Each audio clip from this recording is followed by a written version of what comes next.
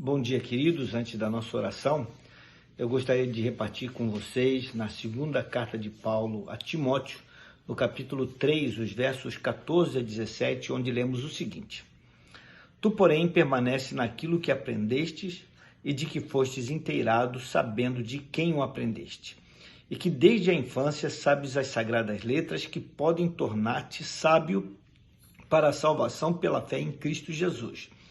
Toda a Escritura é inspirada por Deus e útil para o ensino, para a repreensão, para a correção, para a educação na justiça, a fim de que o homem de Deus seja perfeito e perfeitamente habilitado para toda a boa obra.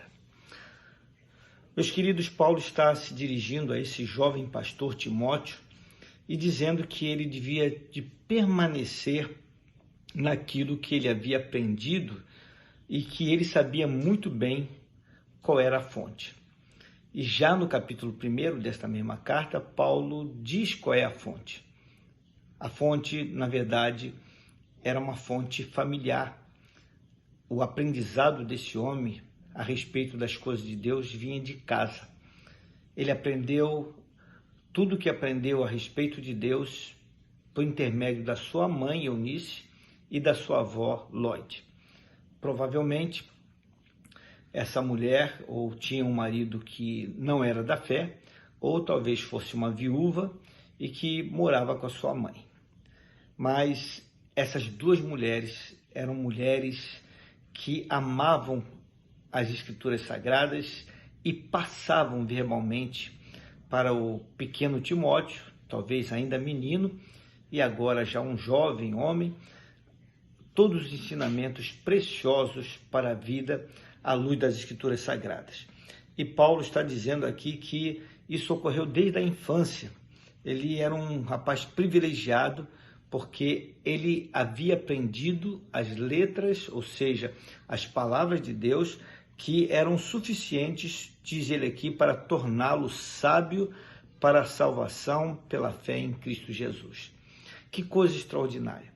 Este jovem, desde cedo, foi instruído nas Escrituras para obter a salvação da sua alma pela fé em Cristo Jesus.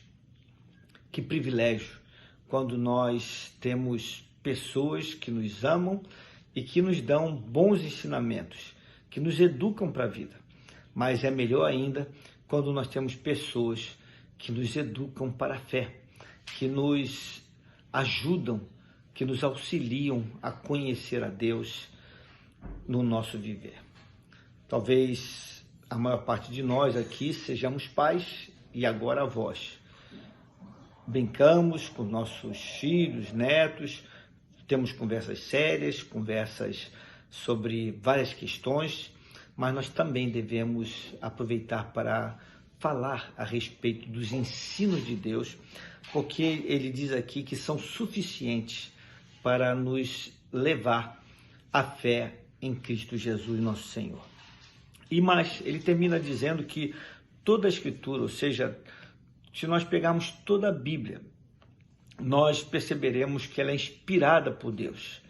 E por isso ela é útil para o ensino, para a repreensão, para a correção, para a educação na justiça. A palavra de Deus nos ensina a viver de maneira agradável a Deus. A palavra de Deus também nos ensina de tal forma que nós muitas vezes somos repreendidos por ela. Quando nós erramos e nós então temos que fazer aquele caminho de volta, ela também é uma palavra que nos corrige e nos educa na justiça. Que bom termos pessoas à nossa volta que possam nos orientar à luz das Escrituras Sagradas. Jesus, certa vez, afirmou que nós devíamos examinar as Escrituras, porque nós julgamos ter nelas a vida eterna. E, de fato, são as Escrituras que falam a respeito dele, de Jesus. Então, que nós possamos nos apegar à palavra e possamos também repartir com as pessoas que nós amamos. Por fim, diz ele aqui que ela é inspirada por Deus a fim de que o homem de Deus seja perfeito e perfeitamente habilitado para toda boa obra. E toda boa obra aqui se refere àquela obra que Deus está realizando na vida de cada um de nós. Nós queremos, sim, ver os nossos queridos, sobretudo os nossos filhos, noras, genros, netos, bisnetos até, seguindo na fé. E as boas obras a que se refere aqui são exatamente essas obras que nos aproximam de Deus. Não são coisas a serem feitas, são as obras que Deus realiza na nossa vida. Ele que vai mostrando o seu caminho, Ele que vai nos ensinando, Ele que vai nos admoestando, Ele que vai nos educando para a vida, a fim de que possamos viver nesse mundo aqui de modo digno do Senhor. Que bom quando nós podemos basear a nossa vida nos princípios do Senhor, nas verdades de Deus. No mundo onde se ouve tantas vozes, nós precisamos ouvir a voz daquele que é sobre todas as demais vozes, e a voz verdadeira, que é a voz de Deus, que nos abençoa, para que nós possamos também abençoar a outros. Pense sobre isso, tá bom? Vamos orar? Pai querido, Deus de amor, o Senhor Jesus, certa ocasião, falou que aquele que tem os seus mandamentos, os seus ensinos e os guarda, esse é o que o ama. Ou seja, ele mostrou para a gente que não basta apenas declarar amor a ele e termos um sentimento de querer estar juntos, é preciso também guardar aquilo que ele ensina.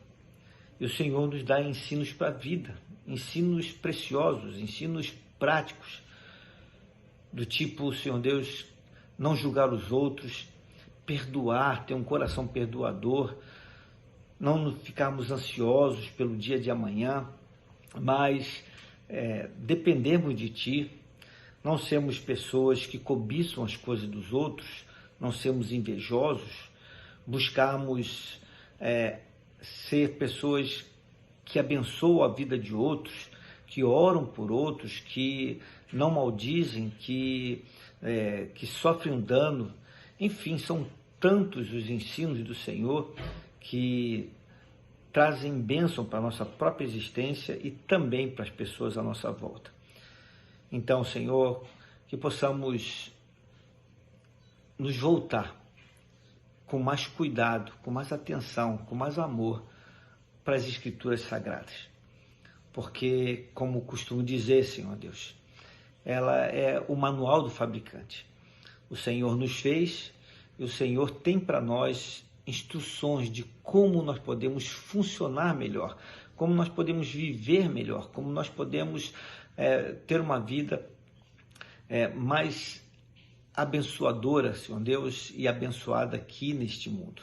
Se nós observarmos os Teus preceitos, aquilo que o Senhor nos orienta a fazer no dia a dia, nas coisas do cotidiano mesmo, Senhor Deus, aquelas coisas simples dos relacionamentos, as coisas na maneira de ver o mundo, enfim, que possamos nos apegar às verdades das Escrituras Sagradas.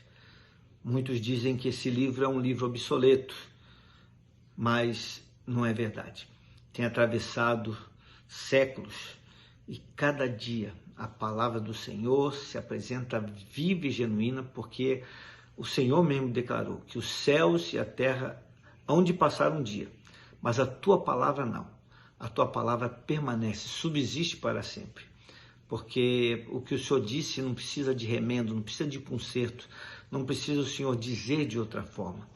O Senhor nos diz palavras abençoadoras, são palavras eternas e que nos projetam também para a eternidade. Por isso, Senhor, que nos apeguemos a ela a cada dia mais e que isso redunde tanto no louvor da tua glória como na nossa própria alegria. É a oração que fazemos no nome de Jesus.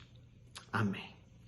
Meus queridos, tenham um abençoado final de semana. Fiquem na paz do Senhor.